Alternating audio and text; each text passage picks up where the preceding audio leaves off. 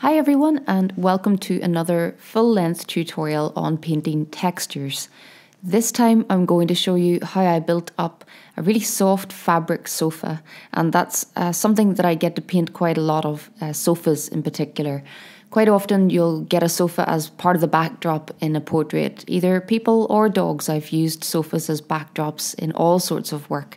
So it's always useful to be able to paint different textures of fabrics, even for curtains, cushions, and there's a cushion in this piece which I'll also take you through.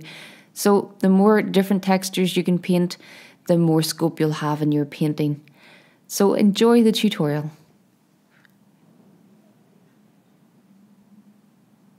So we start right in, and as I often do, I start off by blocking in some dark colours. And I take a little bit of my black Faber-Castell stick and just mark in where the cushions end and the back of the sofa begins. So it's the very darkest line I can see on the whole background. And there's quite a lot of background in this portrait to fill, and you could simplify it and pay a bit less attention to the texture of the sofa, but I just really liked the look of the soft velour sort of fabric, a bit like the fabric or the paper that I work on. And I knew that it was going to be very possible to get that lovely soft effect with the pastel. So you could simplify it and make this a much smoother appearance, but I went all out and tried to really recreate the texture that I could see. And it's probably a little bit pointless in sharing the exact colours that I use in this piece, as the chances of you having to paint the same colour of sofa as me are very slim. It's quite unusual. But I still share the colours with you, as I think it's important for you just to get a sense of what my colour choices are in certain times, and still to have me talk about my colour choices and why it's a good shade for that moment. So I think it's still important to share the colour codes that I use with you. And this colour that I'm using is actually a Terry Ludwig. So I don't have little colour codes for those at the moment. But the code for this colour is V400. It is a colour that I actually use a lot. I bought a Terry Ludwig set, the Intense Darks. And I do make use of several of those lovely dark colours. They're a little bit softer than the Unisons, just ever so slightly. And the thing that I notice most about the Terry Ludwigs is how heavy in pigment they are. So it really stains the paper, and my hands as well. You've always got really dirty hands after working with this dark set. But for that reason, it's really good. I use it as an underlayer on a lot of my work. If you don't have any Terry Ludwigs, that doesn't matter. This is just, it was an appropriate colour for this piece, and they produce such really lovely dark rich colours, especially in the dark purple end of the spectrum. So I really made use of it on its side, just to block in some areas. I'm not leaning very heavily. I don't want to fill the paper too soon. I'm working on my old favourite Hahnemuhl velour. So it's thin layers, but you'll see by the end that it's very many layers to make the effect. But each layer I'm not leaning very heavily. It's a bit like applying an underpainting or a wash on your paper before adding any detail.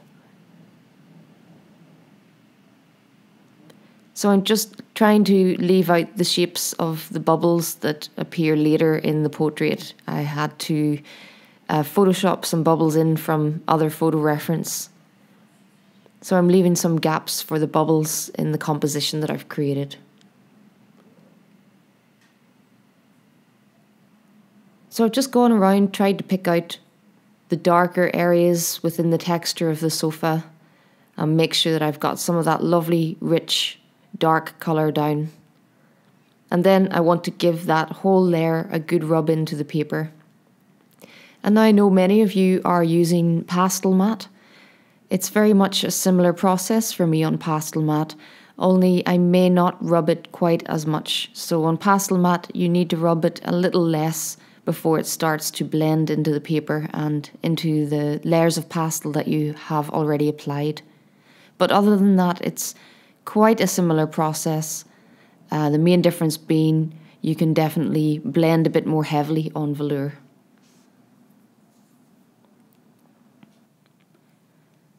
So with some Unison A35, just bringing it up a tone and starting to pick out a few of the lighter areas. It's still really early days on this.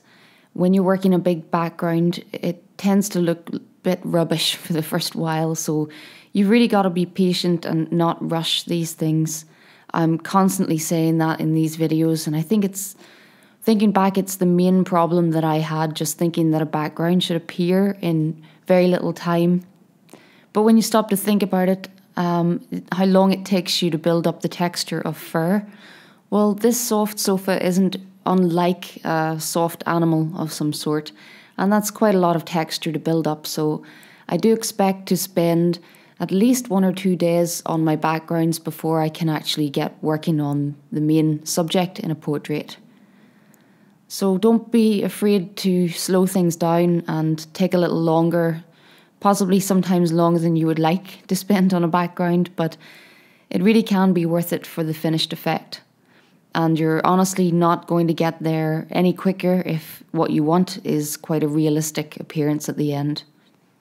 Of course, you can use artistic license and simplify what you see. As I said at the start, you don't have to paint every bit of texture in the painting. But in this case, I chose to, as I thought it really added to the whole scene.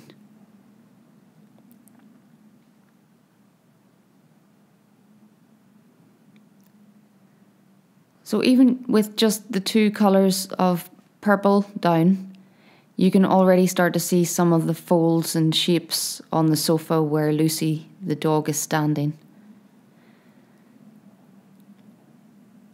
And I'm using some of that dark Terry Ludwig again, just to really blur areas.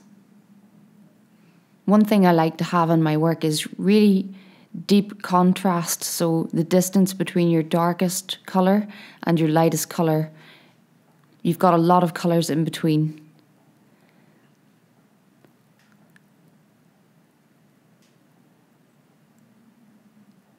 And you really need to create that depth if you want to achieve realism.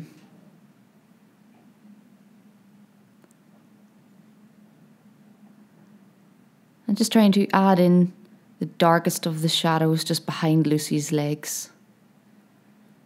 So when you're painting a background before the subject matter, you just need to be aware of the weight of the animal and how she's standing on the sofa.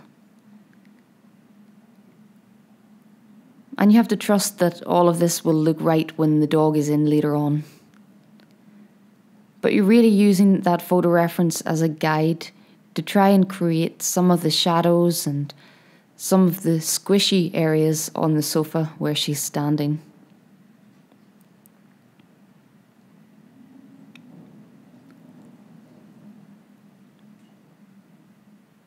And it's fantastic to see so many of you patrons having a go at backgrounds. I'm seeing so much more work posted these days with beautiful backgrounds. And I really hope that many of you are finding the joy in painting backgrounds and it's starting to seem less scary. I know that I really opened up myself whenever I put a lot of effort into painting other subjects besides the one that I was really comfortable with, which was portraits. So I'm really happy to see lots of you experience the same joy that you get from sometimes just painting a windowsill or a cushion. It can be my favourite part of the painting to do.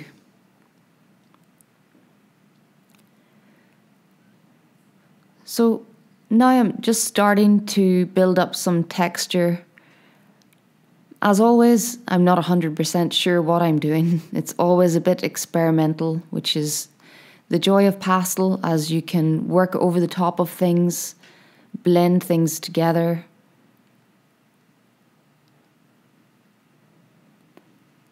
So I'm just experimenting with small dots of colour to see if I can start to get some of that texture.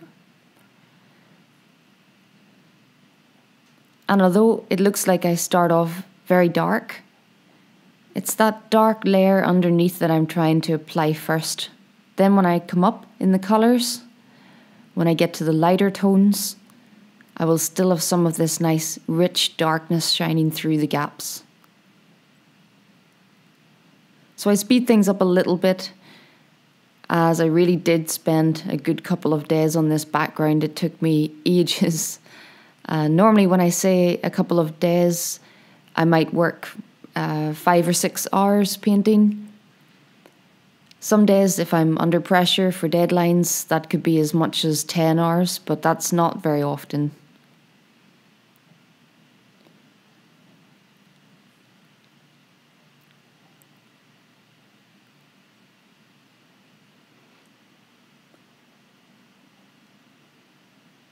And of course, within my working time, there are always breaks. I edit my videos so that you don't have many gaps, and it's pretty much all painting time, as I know they're already quite a long video for you to sit through, so I try to clean them up as much as possible. But what you don't see, I suppose, are the moments when I'm just sitting staring at it, wondering what to do next, choosing colours. So I do work much slower than you see me work in the videos. That's all edited down to make it a bit easier for you to watch. And now this pastel that I'm using is actually a Daler Rowney. It's a purple brown tint 4. And I don't have many of these pastels. This is just a random colour that I happen to pick up somewhere, and sometimes I make use of it. The Daler Rowneys are a little bit harder in texture in comparison to the Unisons, and a little bit harder obviously than the Terry Ludwigs also. Softer than the Faber-Castell hard sticks that I use. But it's a really nice colour, this one, so sometimes it does get picked up. The Daler Rowneys, I don't find them quite as easy to blend with on the velour paper, but I imagine that they would work quite nicely on pastel matte. I must really do a video soon comparing lots of different pastel brands, as I have odds and ends in my pastel box, lots of random brands, but enough to be able to compare how they all behave. Quite a few years ago, I tried a lot of different pastel brands and really did choose Unison as my favourite to work with. Their colour range and just how soft and buttery they are without being crumbly. I've found several of the pastel brands, such as Sennelier, and they're a little bit too crumbly for me, but I think it depends what paper you work on as well. That can really affect things. But it's good to have a little mixture. If you've got bits and pieces from all sorts of different pastel brands, that's fine. You'll always make use of them. And in this dark area, there's a lot of shadow in there, so I'm already starting to bring in a little bit of grey 8. Just to cool down the warmth of the purple in there.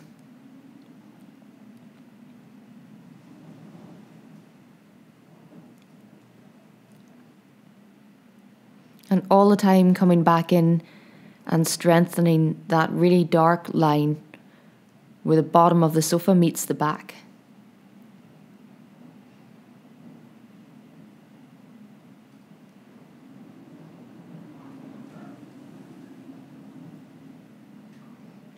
And again, you might be getting some windy sound effects. It's extremely windy today in Tarifa.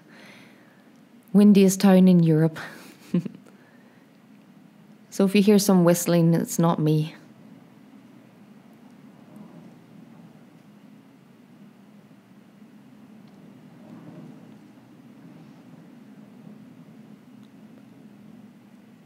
So you can see on my screen, just to the bottom left, sometimes you'll see the image move around. Quite often, when I work from the laptop, I like to do this because I can zoom in on an area, have a real good close-up look.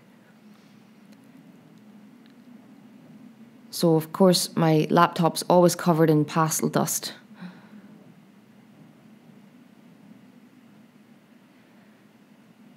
Now I'm just coming back in, trying to block in a little bit more colour, really cover over the yellow paper.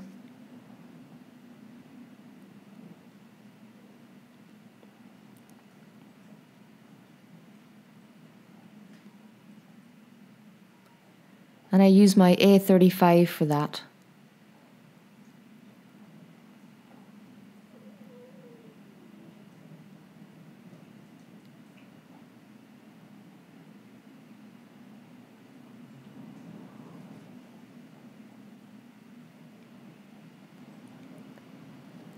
When I'm painting a background, I'm always trying to think of the foreground as the area that needs the most attention, as it's usually right up close to the viewer, up close to the main subject who's going to be completely in focus.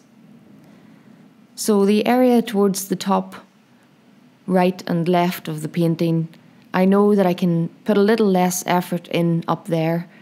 And if I put lots of nice detail down in this bottom section, that's going to draw your eye more towards Lucy. So try to think of your background in terms of different planes of field.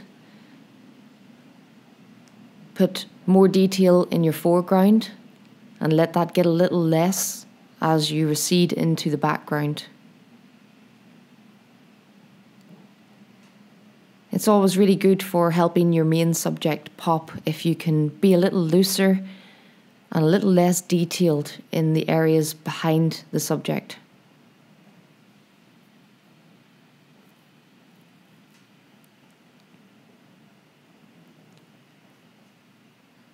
Just in behind Lucy there,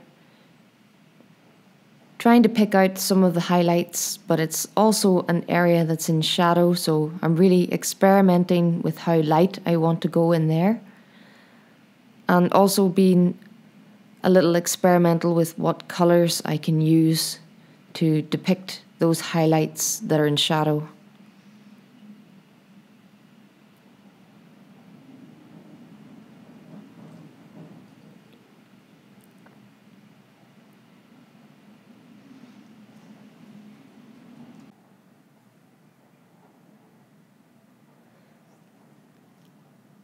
So for the next few moments, I'm back in with my dark Terry Ludwig, starting to bring some more of that rich darkness up into the top of the portrait and continuing to add texture.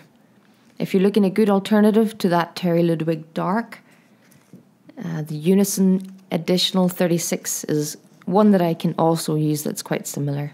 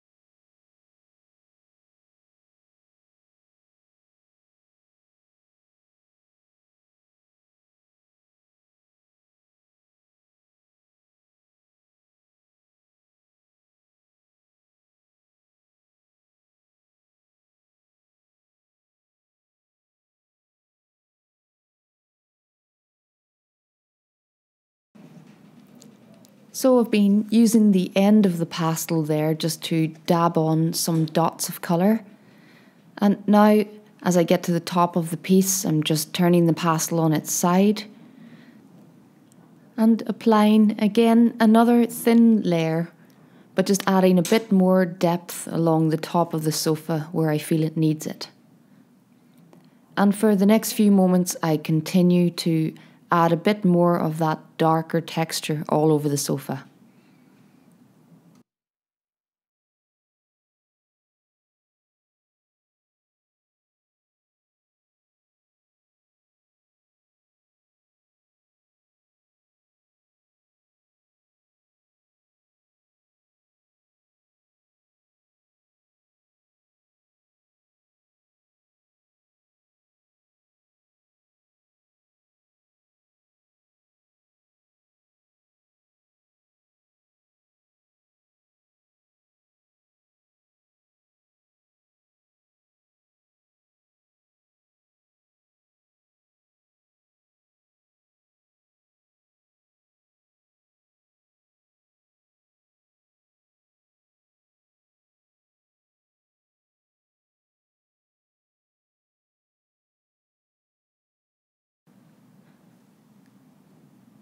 Now, using a piece of A21, I start to pick out some of those ridges and folds along the sofa. And I'm looking now for where the lightest parts on the sofa's texture are. Just trying to mark those in.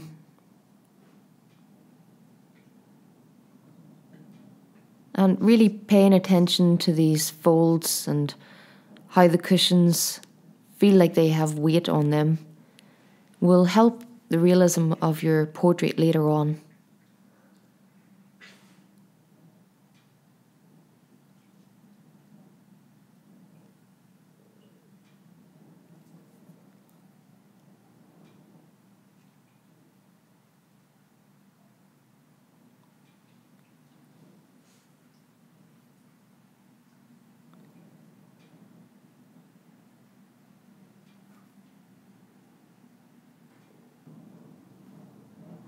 Now, using some BE24, another one of the darker brown purple shades from Unison, and I just start to fill in some of the gaps.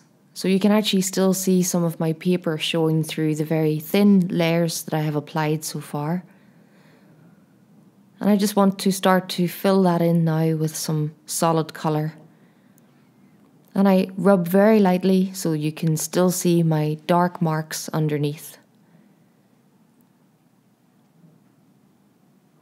And again, just up above. So if I rub really lightly, it should leave my darker marks intact underneath.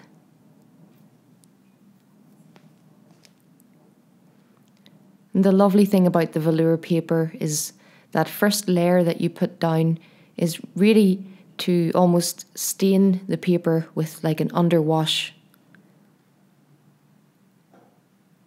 And then every layer of detail that you add on top of that has those darker colours shining through. Of course, I come back over the top of this and add more of the dark texture in the places where I feel it needs it.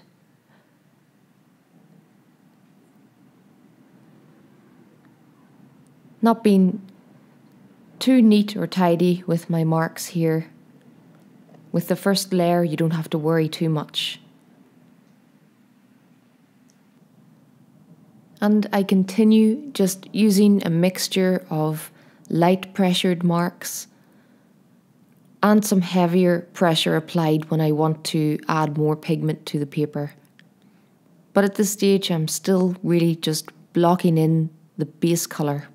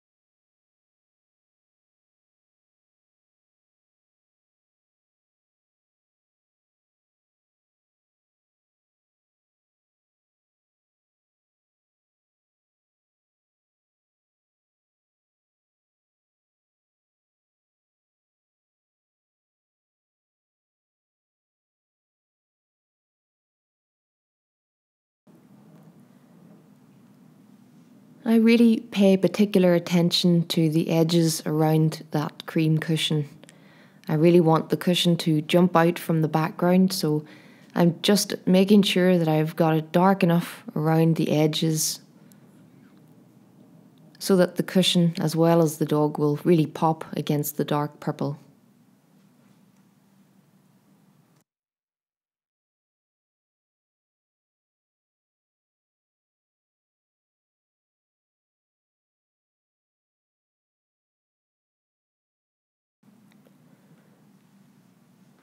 Now to do a bit of work to the area on the sofa next to the cushion. And you can see that that's really where the light is hitting quite strongly. So I can't apply too much of my dark underpainting colour here. But I do want to add some hints of it in so that when I add those brighter highlights, it will still look nice and deep and rich.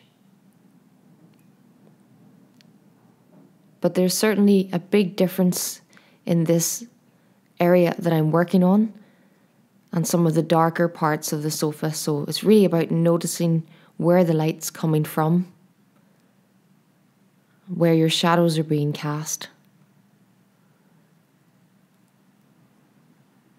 But the whole time I'm really trying to build up that fur-like texture.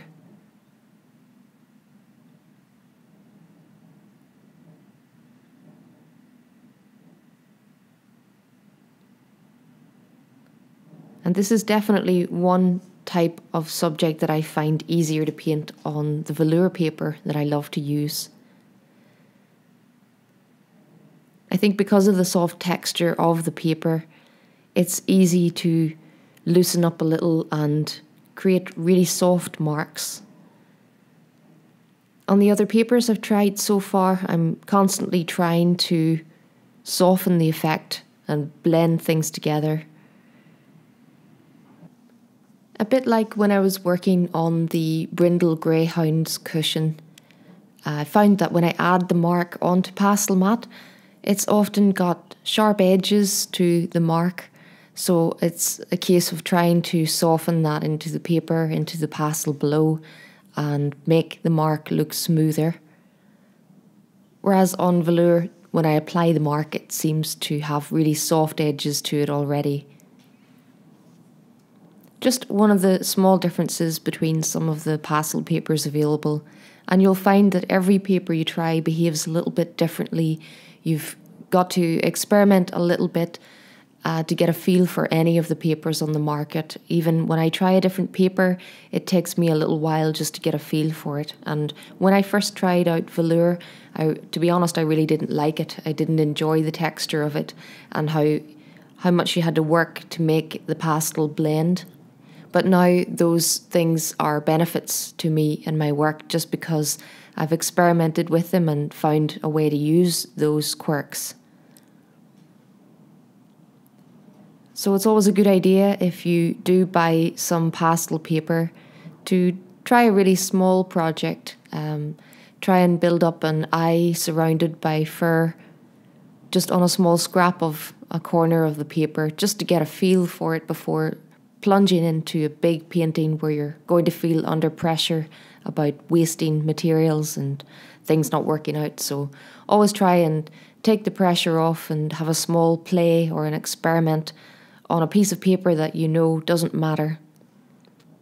I think one of the biggest fears that most people have when first starting out is that you'll buy all this expensive stuff and then you'll waste all of the paper and all of your lovely pastels before you ever produce a painting that you're happy with. And yes, there is a certain amount of experimenting and wastage that you have to expect, but there are ways to go about it that you don't feel quite so under pressure to produce something good on your first try. You really need to have a bit of freedom to mess up and make mistakes. I've made many mistakes on my journey to this point, and I continue to make many mistakes. But the great thing about pastel is it's quite forgiving, and you can often rightify your mistake on the piece. And it's very seldom that I've had to resort to throwing something in the bin, but it does happen occasionally. So don't feel too bad if first attempts don't go very well. It's just something you've got to persevere with and hopefully keep learning from lots of other artists and figure out a way to take all of the information you get from them and make it work for your own style. So you can see now I've been adding some more of the highlight colours in between those shadows. And the texture of the sofa really starts to have some depth to it once I start to add some of those mid-tones. And again, I'm just making very small marks, like I would on an animal, trying to follow the grain of the fabric if there is one.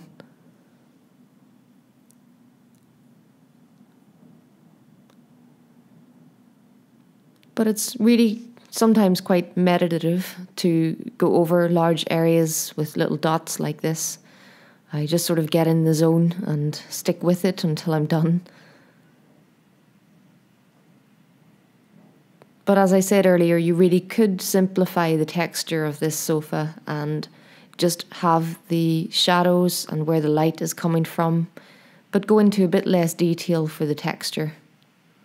It's really up to you as the artist. What I love about using a sofa as a backdrop really is to get a splash of colour in the portrait. Quite often it adds a bit of colour or pattern, just something of interest that will set the main subject off really well. So it doesn't necessarily have to be exactly photorealistic to the photo reference.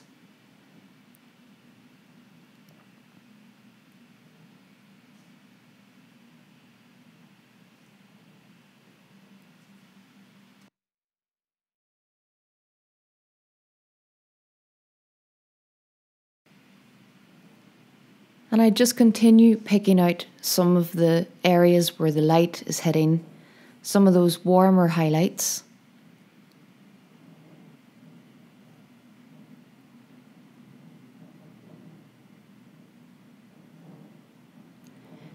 And then even within the areas that are in shadow, I use a cooler blue violet in here, or this might actually be my grey 8.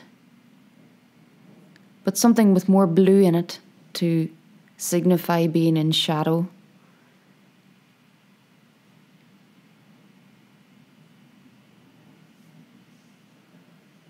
So keeping very different colours for my shadow areas, trying to make them colder than the rest of the sofa.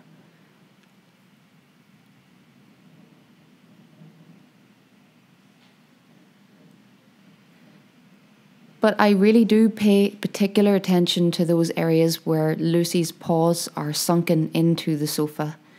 And you can see how weird the whole picture looks at the moment with no Lucy there. And that's often what you're staring at when you're working on a background. You've got nothing to compare it and contrast against. You really have to work blindly at the background and get to recognise when you've got it to a stage that will really set the main subject off. And that's tricky sometimes because it looks so odd in this stage of the painting. But once you've done a few backgrounds like this, you'll start to get a feel for how loose you can be and still have the final thing come together.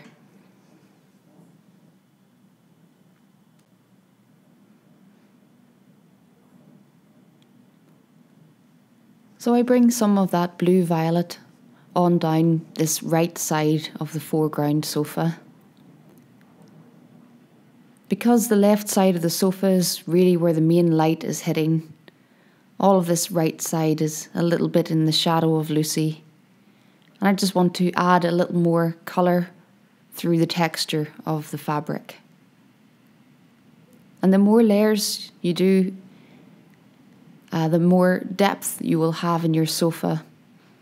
Probably in total there might be 5 or 6 layers of different marks and different colours of pastel.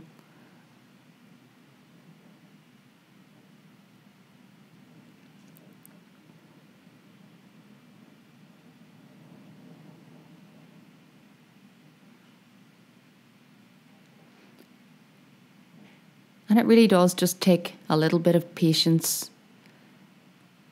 I tend to jump around a lot, not physically, of course, while I'm working, but on the painting itself, I tend to jump from one place to another. It just keeps me a little more entertained throughout the painting rather than working on one place for a long time. I find that especially in backgrounds, I really need to break it up a little more into bite size.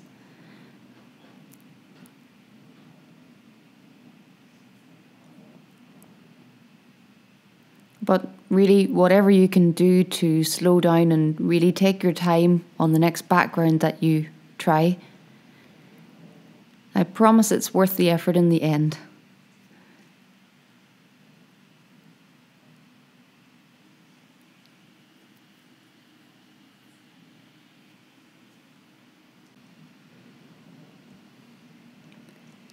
And now it took me quite a while to add the darker texture all over the sofa.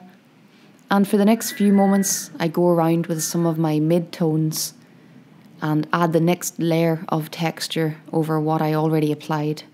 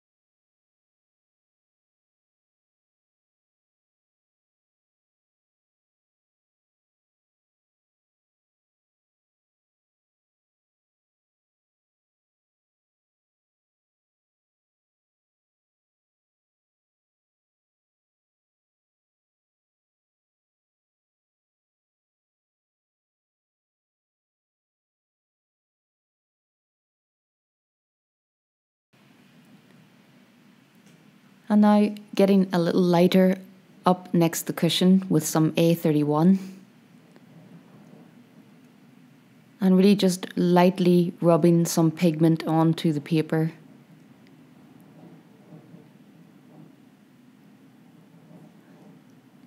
If I were painting in oils, it would be a little bit like scumbling with a dry brush. And that's what I'm doing here, just trying to create some texture and add some highlights to that area.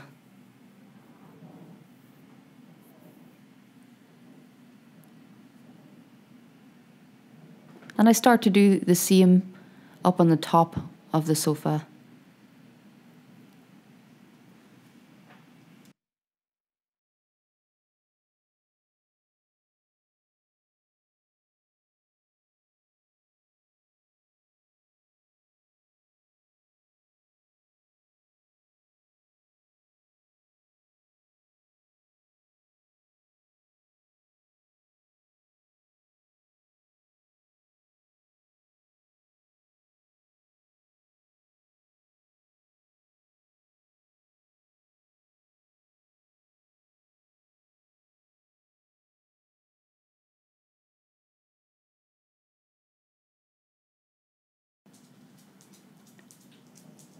And now I start to add some of those same mid-tones over to the left of the piece. This one area of darkness here is almost as if someone's rubbed the velour of the sofa in the opposite direction. And it creates quite an interesting shadow over there. Of course, at the top of that area, I've got a bubble to add, which comes later. So I'm not too concerned about getting this area exactly how it is in the photo reference. But just a hint at the texture over there using my mid-tones.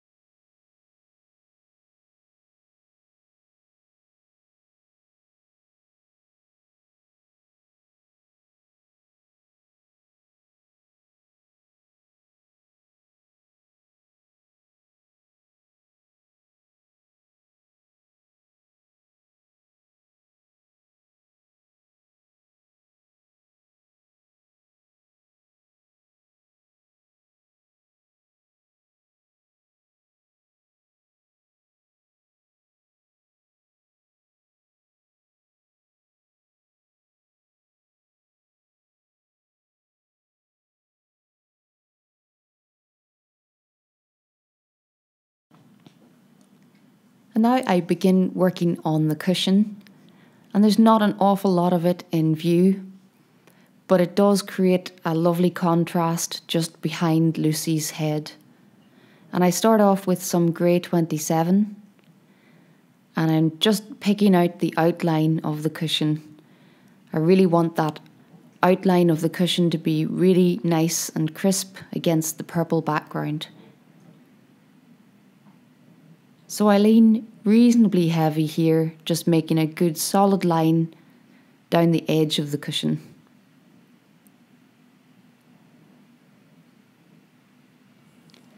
And I can use my grey 27, one of the lightest highlights that I'll use, down this left side of the cushion where the light direction is coming from.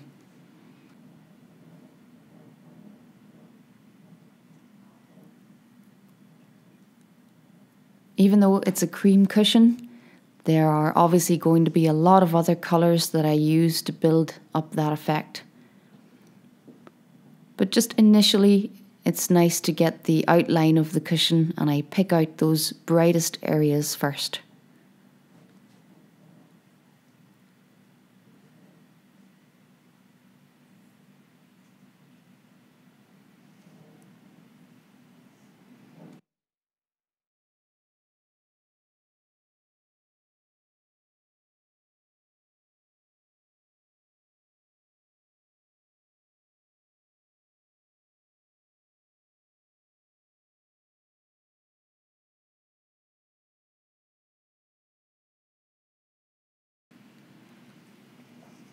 And now I pick up some A25, and it's quite a similar colour to the paper tone. And you might wonder why it's worth adding a little layer of this. But it will help my next layers blend nicely.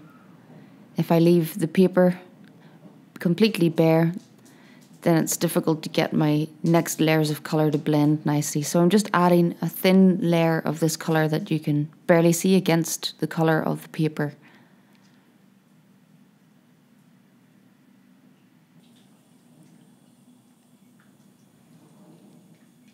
And now using a little piece of A31 for along the bottom of the cushion.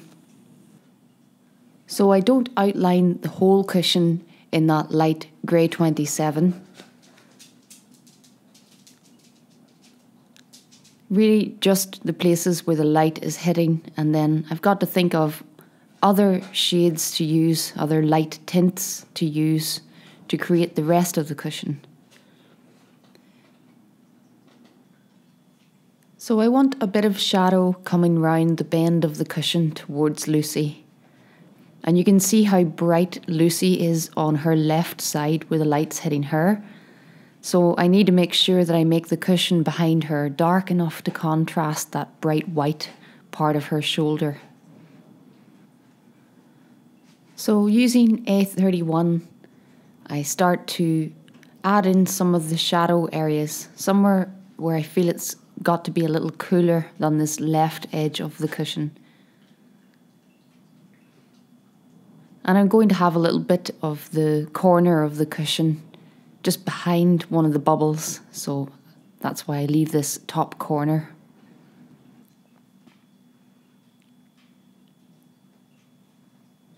But now using some BE1, I can start to pick out some of the folds along the top of the cushion.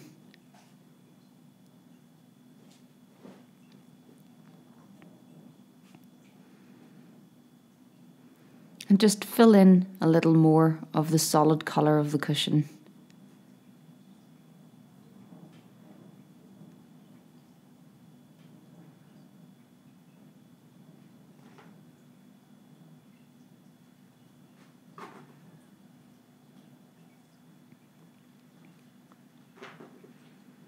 And with my grey 27, I come back in and strengthen that brightest area down the left side of the cushion.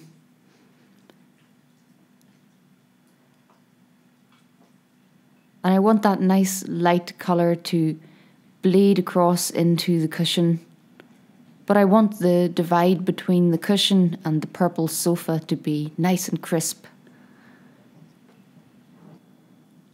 And I continue for the next moment or so, just picking out some of the brighter folds in the fabric on the cushion.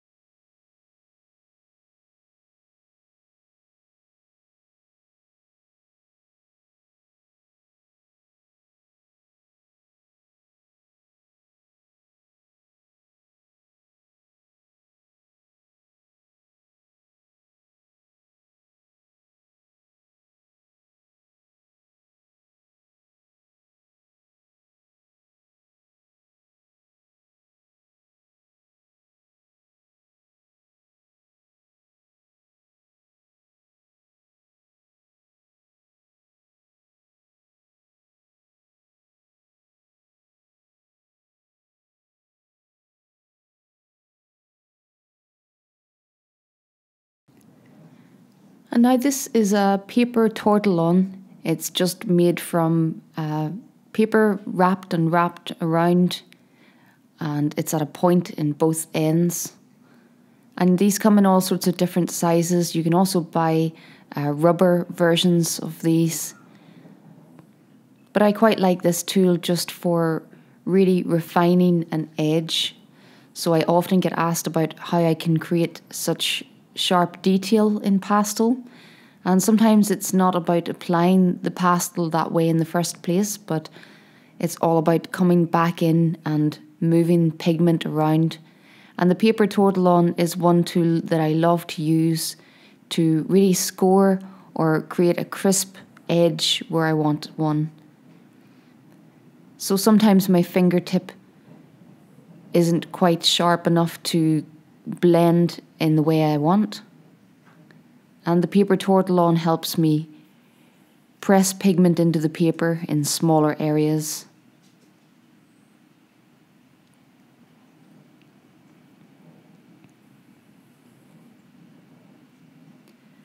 So I'm just having a look at how the cushion bends at the bottom corner and the way the light is catching that little triangle of cushion.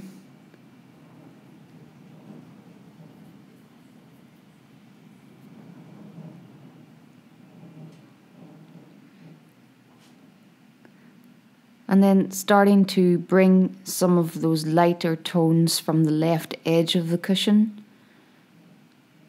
on across the face of it.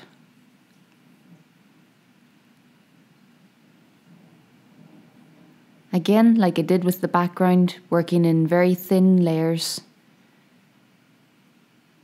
not committing to anything right away, just building it up gradually.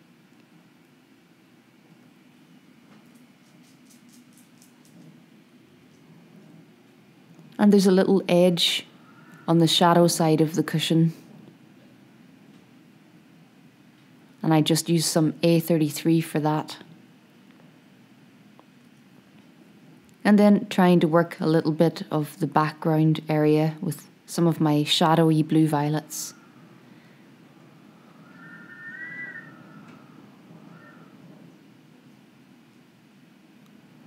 So even at this stage, with very little done to the cushion, just some of those main folds picked out, it already starts to have a bit of a 3D quality to it.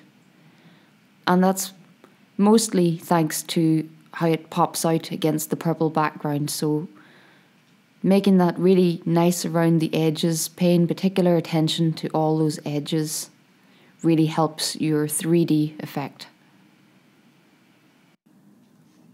I take a bit of a break from the cushion and continue adding some more texture to the top part of the sofa using my grey 8. And I continue to work a bit more texture onto the sofa all over until my next layer of highlights.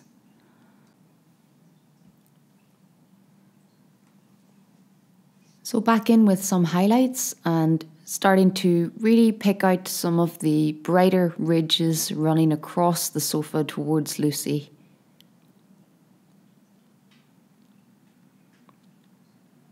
All of that's really going to help it look like Lucy is actually standing on something really soft and squishy. And as I come across each little hump of a ridge, I try to gradient my light colours into the dark, so making a nice gradient from light to dark.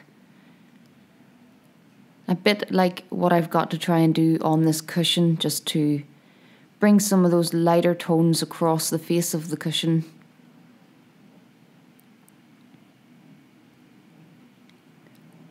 But already you can see that with very little, I don't have a lot left to do to make this cushion convincingly soft and squishy behind the dog. And I really haven't done an awful lot to create that effect. It's just knowing the right colour choices, saving all of your brightest tones for those highlighted areas. And that's just what I'm doing here with the grey 27. Brightening up that left side of the cushion where the light's coming from, and trying to depict how it catches each little ridge along the top of the cushion.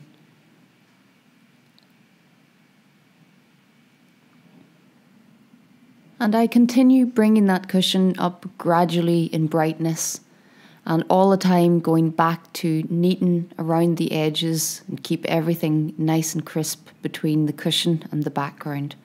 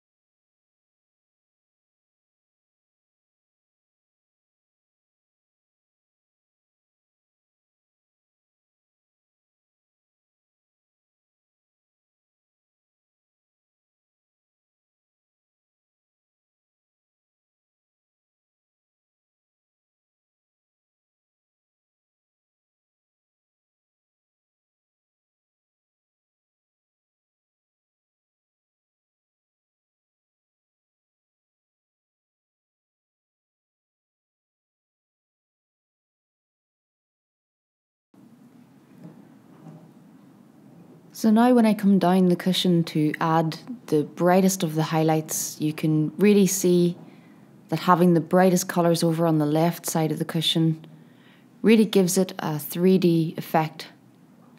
And I'm just brushing some of that pigment off the pastel, dragging it across the cushion and then blending everything nicely together.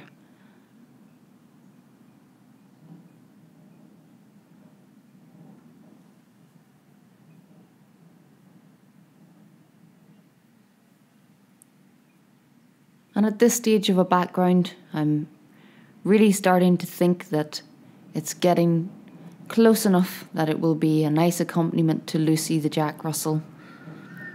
As I'm always saying, the backgrounds don't have to be completely photorealistic or perfect. They're there to set your main subject off. And just by really paying attention to the light and shade in your picture, trying to choose colours that describe the tonal values of what's going on. Always trying to broaden your range of colour.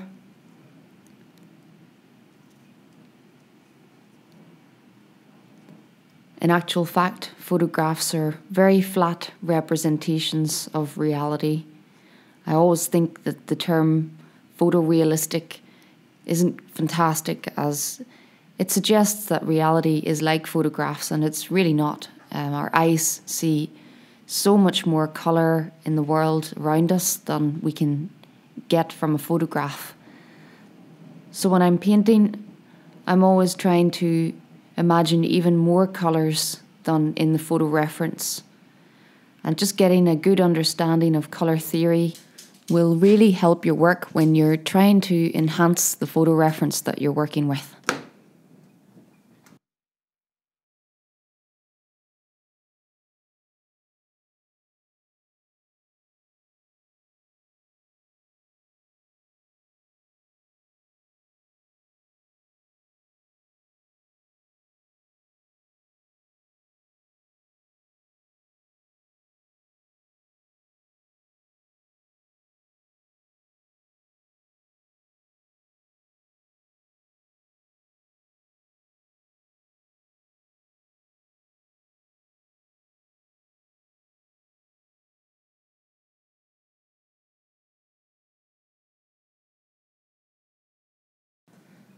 So there's just a few moments left of the tutorial, and it's basically just me whizzing around adding a few final touches here and there.